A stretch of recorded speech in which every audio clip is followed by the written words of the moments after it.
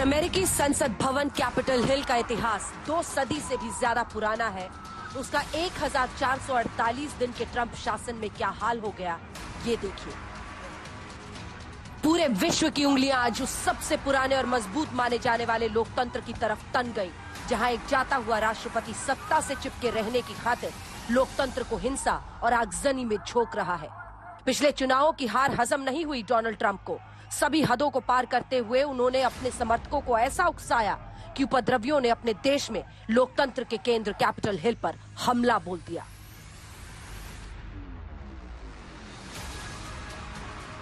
We're going to walk down to the Capitol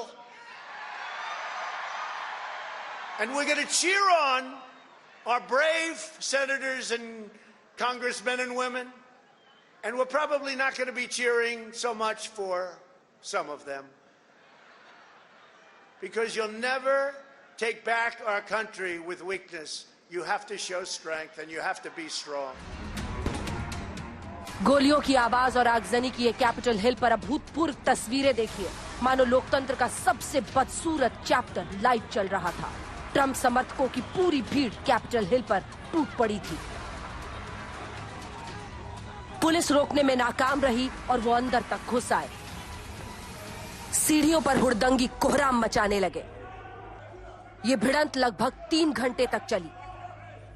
एक सुरक्षाकर्मी बेकाबू प्रदर्शनकारियों को समझा रहा था, उन्हें पीछे हटने को कह रहा था और तमतमाए हुड़दंगी उन्हें सीढ़ियों पर दौड़ा रहे थे।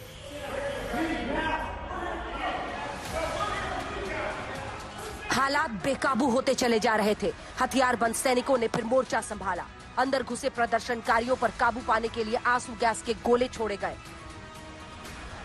जब कोई रास्ता नहीं सूझा और ट्रंप समर्थक बेकाबू होकर पूरे कैपिटल हिल में कोहराम मचाने लगे, तो नेशनल गार्ड्स ने गोली चलाई, लगातार आंसू गैस के गोले छोड़े, घेराबंदी की।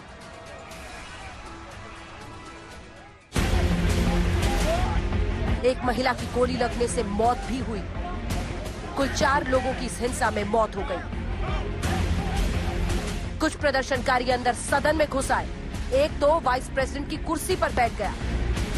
वॉशिंगटन के इस नेशनल कैपिटल बिल्डिंग में घमासान छिड़ा था। बाहर हंगामा जारी था तो कई लोग बिल्डिंग की छतों और गैलरी पर जम गए थे।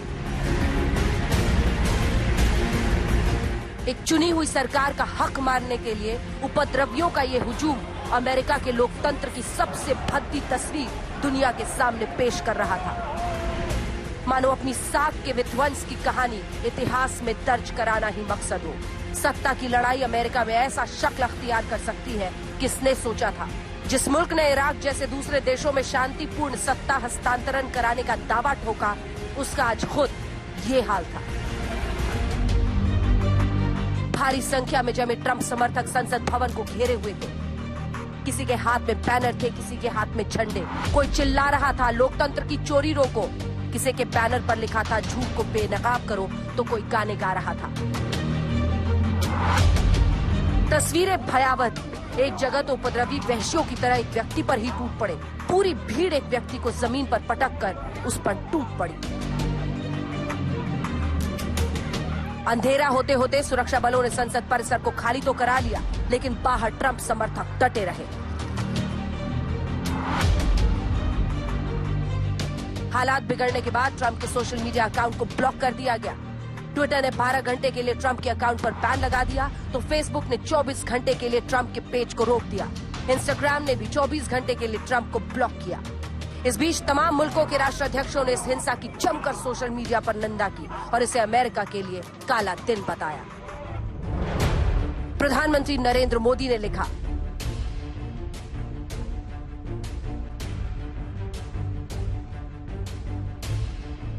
दुनिया हैरान है। किसने सोचा था कि दुनिया को डेमोक्रेसी का पाठ पढ़ाने वाले मुल्क में ही लोकतंत्र की सबसे पावन और शक्तिशाली जगह पर डेमोक्रेसी की ऐसी दुर्दशा होगी।